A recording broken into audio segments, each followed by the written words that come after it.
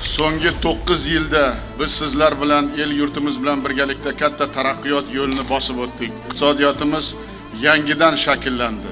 Bozor munosabatlarini, ijtimoiy himoyani kengaytirdik, qonun ustuvorligini mustahkamladik.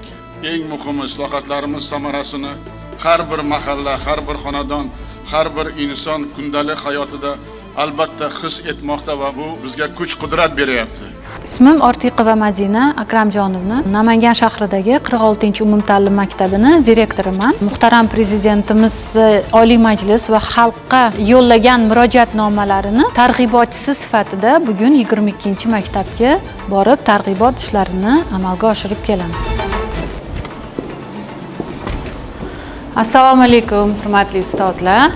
Bu yilgi murojaatnomada aynan 2030-yil strategiyasiga o'zgartirishlar kiritildi. Yalpi ichki mahsulotimiz 2030-yil strategiyadagi rejaga ko'ra 160 milliard dollarga yetkazilishi nazarda tutilgan edi. 2026-yil oxiriga kelib biz 2030-yilgacha bo'lgan rejamizni to'liq bajarib olar ekanmiz. 26-yil oxiriga kelib yalpi ichki mahsulotimiz 162 milliard dollarga borishi kutilyapti. Endi kelgusi 5 yil davomida yalpi ichki mahsulotimiz 240 milliard dollarga yetkazilishi kutilyapti. Namangan viloyatini ham milliy iqtisodiyotimizni o'sishida juda ham katta o'rni hozir sezilarli darajada respublika miqyosida deb faxrlanib ayta olsak bo'ladi, chunki tadbirkorlik rivojlangan sari iqtisodimiz yana ham ko'tarilyapti. Yangi ish o'rinlarining soni o'tgan yilga nisbatan 5000 taga oshgani bu faxr bilan tilga oladigan raqamlar deb ayta olamiz.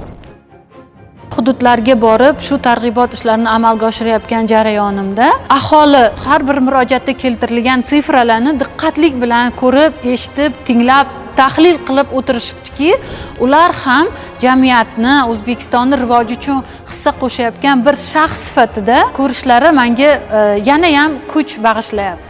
Mana shu xalqi xursandchiligidan, xalqi siyosatga bo'lgan e'tiboridan xursand bo'ldim. Bu targ'ibot ishlarini o'zim ko'ngilli sifatida yana yetkazish rejamda borki, mana shu xalqi xursandchiligidan, xalqi siyosatga bo'lgan e'tiboridan xursand bo'ldim. Targ'ibot ishlarini davom ettirishda astoydil harakat qilaman endi.